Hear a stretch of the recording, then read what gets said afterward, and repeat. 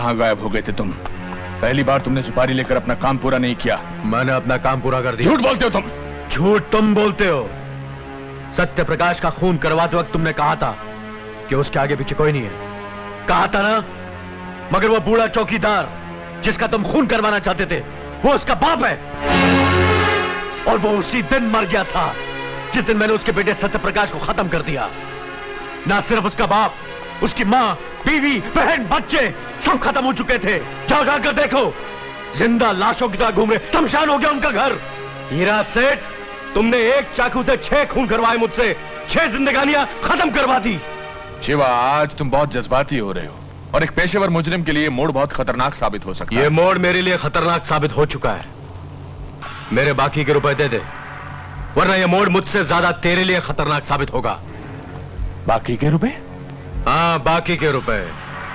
तूने मुझे सिर्फ एक आदमी को मारने के पैसे दिए थे, बाकी 5 की मौत के पैसे भी तुझे ही देने पड़ेंगे। क्या बकवास कर रहा है ये? दिमाग तो नहीं खराब हो गया इसका?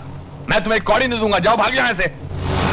सुपारी का पैसा खा जाने वाले को शिवा सुपारी की तरह खा जाता है। एक और खून करना पड़ेगा मुझे। तेरे इस विलायती पिस्तौल से ज्यादा दम है इस हिंदुस्तानी चाकू में। बोल अपने चमचे से जाकर 2 लाख रुपए ले आए, वरना 2 लाख रुपए लेकर आओ जल्दी। रुक जाओ, ये पिस्तौल मुझे दो। शिवा, हमसे दुश्मनी बहुत महंगी पड़ेगी, इतना याद रखना। सस्ती पड़ेगी हीरा सेठ, वरना तुम्हारे साथ दोस्ती रख के और ना मालूम कितने बेगुनाहों का खून बहाना पड़ेगा। और ये नीच काम मैं पहले ही छोड़ चुका हूं।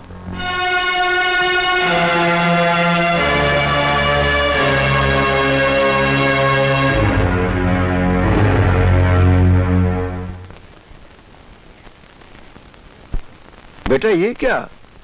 ये घर तुमने हमारे नाम लिखवा दिया? हाँ बाबा। आज के जमाने में कोई किसी को 2 पैसे का उधार नहीं देता, और आपने हमें इतना महंगा मकान खरीद कर दे दिया। इतने सारे आसान क्यों कर रहे हैं आप? ये समझ लो भाभी, शायद पिछले जन्म का कोई कर्जा जो मैं चुका रहा हूं। जुग जुग जियो बेटा, मेरी उम्र भी तुम्हें लग जाए। आज तुमने मेरे बेटे का सपना पूरा कर दिया। उनका एक सपना और भी था जो मुझे पूरा करना है। वो क्या बेटे? मुन्नी की आंखों में रोशनी जगानी है। जरा आंखें सामने करो, शाबाश। अब जरा ऊपर करो।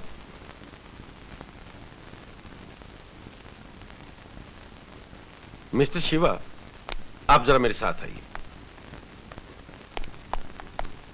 मुझे अफसोस है मिस्टर शिवा, अगर इस बच्ची की आंखों का ऑपरेशन 6 महीने पहले हो जाता तो इसकी आंखों की रोशनी लौट सकती थी। इसका मतलब ये कभी देख नहीं सकेगी? नहीं डॉक्टर, नहीं, ऐसा मत कहिए। क्या ऐसा कोई तरीका नहीं जिससे इसकी आंखों की रोशनी फिर लौट आए? है, एक तरीका है।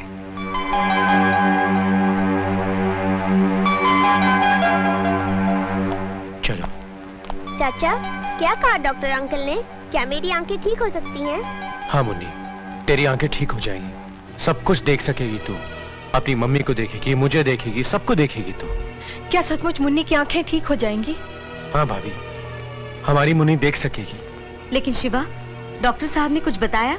इसमें खर्च कितना होगा? खर्च की चिंता मत करो। इसकी आंखों की रोशनी वापस लाने के लिए मैं खुद को बेच भी सकता हूँ।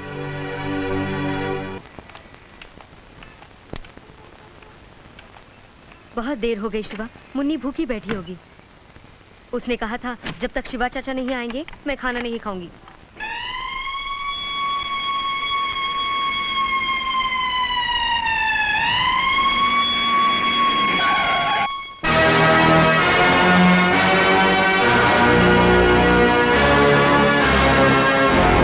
सत्य प्रकाश के खून के इल्जाम में मैं तुम्हें गिरफ्तार करता हूं।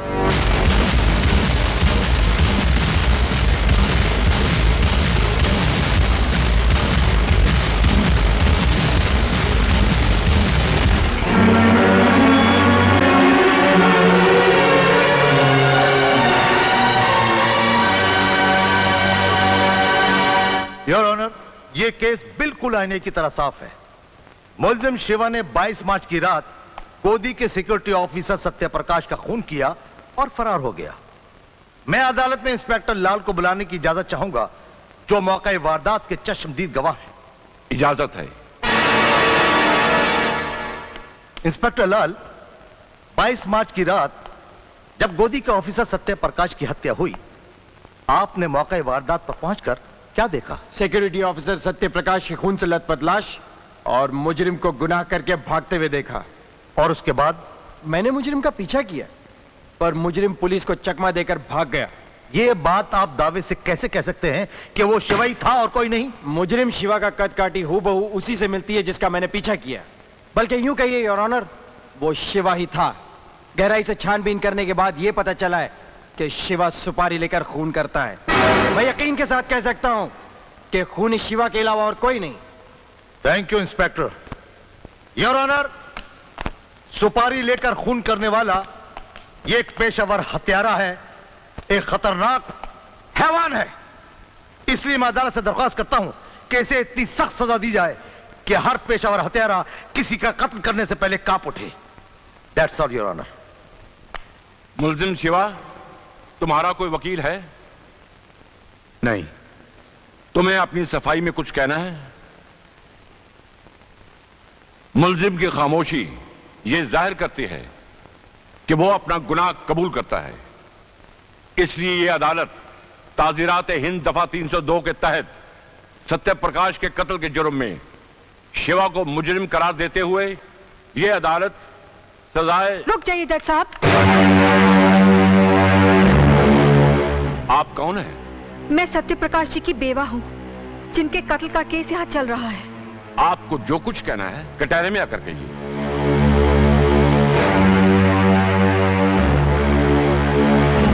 योर ऑनर, 22 मार्च की रात को मेरे पति का कत्ल करने के बाद इत्तेफाक से कातिल हमारे ही घर में घुस आया। अनजाने में मैंने उसे अपने घर में छुपने की जगह दी। जब इंस्पेक्टर लाल आए और उन्होंने ये बताया कि मेरे ही पति का खून हुआ है, तो ये सुनकर मुजरिम फरार हो गया। इंस्पेक्टर लाल, क्या ये सच है?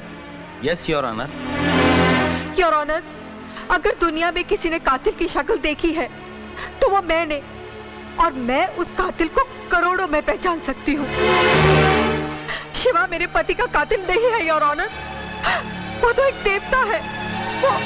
वो बिल्कुल बेगुनाह है योर ऑनर, बिल्कुल बेगुनाह है। सत्यप्रकाश की पत्नी की गवाही ने इस केस को नया मोड़ दे दिया है, क्योंकि असली मुजरिम को सिर्फ इन्होंने देखा है और यही उसे पहचानती हैं। इसलिए यह अदालत इस केस को खारिज करते हुए शिवा को बाइज्जत बरी करती है और साथ ही साथ पुलिस को ताकीद करती है कि असली मुजरिम को अदालत में जल्द से जल्द पेश करे।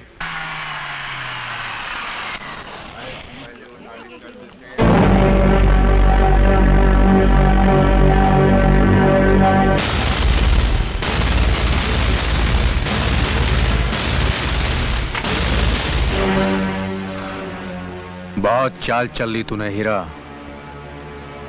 अगर फिर कोई चाल चली तो मैं तुझे जिंदा रहने के लिए 9 सेकंड की मोहलत भी नहीं दूंगा, और तेरे आगे पीछे कोई रोने वाला भी नहीं रहेगा।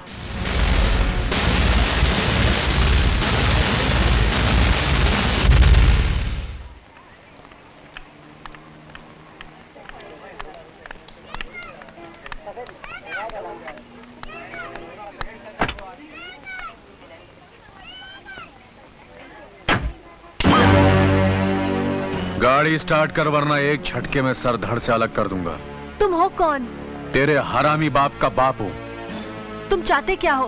पहले जगह पर पहुंचना, उसके बाद तेरे बाप का कर्जा सूद समेत वापस लौटाना। चला गाड़ी। कामनी, ओ मेरी कामनी। रवि! कौन? गाड़ी चला, वरना जबान काट कर तेरे हाथ में रख दूंगा। चल गाड़ी चला।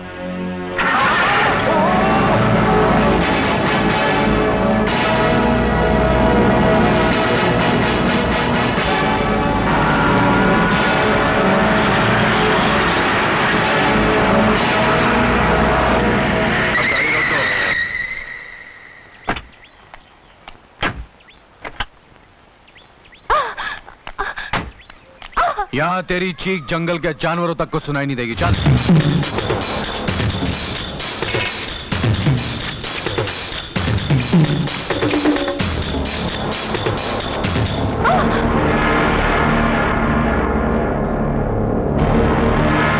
देखो, तुम मेरे सारे जेवर, सारे रुपए रख लो और जाने दो मुझे, प्लीज। नहीं, नहीं, प्लीज, नहीं।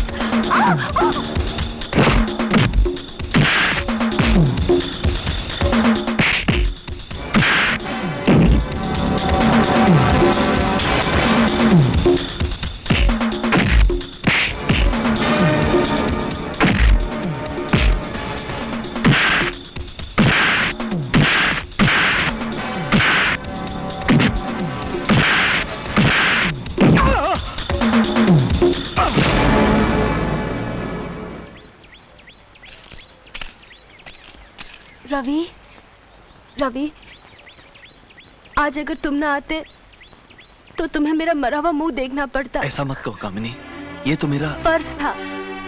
मैं कहती हूँ, आज तुमने मुझ पर बड़ा एहसान किया है। आज फर्ज और एहसान की 4 दीवारें तोड़कर मैं तुम्हारे पास आ गई हूँ रवि। मैं तुम्हें उतना ही चाहती हूँ जितना कि तुम मुझे चाहते हो। I love you Ravi, I love you।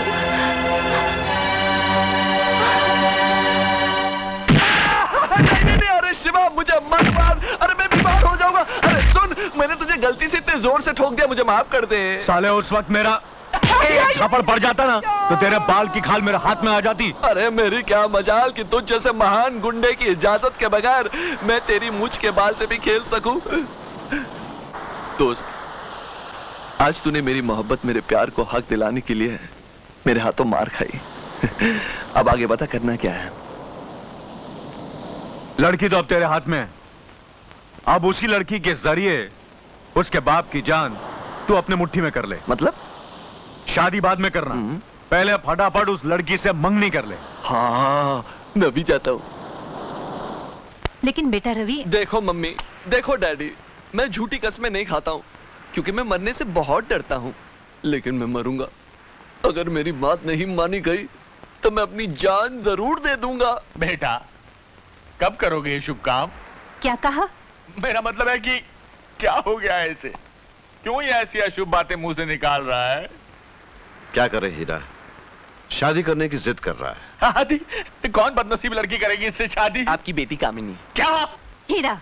हाँ, देखा डैडी, मैंने कहा था, सुनते ही अंकल खुशी से उछल पड़ेंगे। क्यों हीरा, तुम्हारा क्या ख्याल है? देखो भाई, अब हमारी जिंदगी का क्या भरोसा। अच्छा होगा कि आंखें बंद होने से पहले बच्चों का घर बस जाए। क्या बात कर रहे हैं सेठ जी, ये रिश्ता कैसे हो सकता है? कहाँ ये और कहाँ हम? क्या कह रहे हो हीरा? मेरा मतलब है कहाँ हम और कहाँ ये? हीरा, आज तुम कहना कुछ चाह रहे हो और मुंह से कुछ और निकल रहा है। घबराहट के मारे मेरी जबान साथ नहीं दे रही भाभी जी। घबराने की कोई बात नहीं है ससुर जी। ससुर जी? मेरा मतलब है होने वाले ससुर जी। मैं जानता हूँ हैसियत में आप हमसे बहुत कम हैं, लेकिन आप ही वो मान हस्ती है जिसने मुझे अपने बिछड़े हुए माँ बाप से मिलाया। सीधी तरह शादी के लिए मांझा, वरना तेरी पोल खोल दूंगा मैं। क्या बात कर रही है? मुझे इस घर में पहुंचाया, आपका यह एहसान मैं जिंदगी भर नहीं भूलूंगा। देखो मेरा मतलब है रवि बेटा, सेठ जी, भाभी जी, अब आपसे कैसे कहूं कि मेरी बेटी इससे नफरत करती है? नफरत नहीं डैडी, मैं तो प्यार करती हूँ रवि से। कामिनी। Yes, Daddy. I love him. I love him, Daddy. जब मियाँ बीवी राजी तो क्या करेगा ससुर पाजी?